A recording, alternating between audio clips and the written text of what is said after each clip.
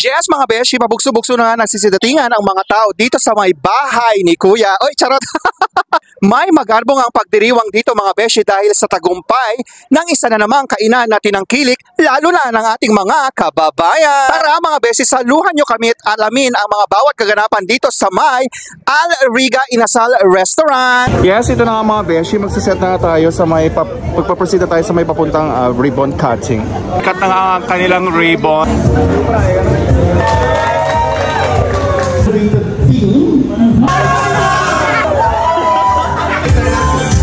Punta na tayo sa second floor kung saan nagaganap ang pagdiriwang ng ika-6 na anibersaryo. 6 years na po ang Riga Inasal, sama ang mga content creators, ang mga influencers dito sa may Dubai.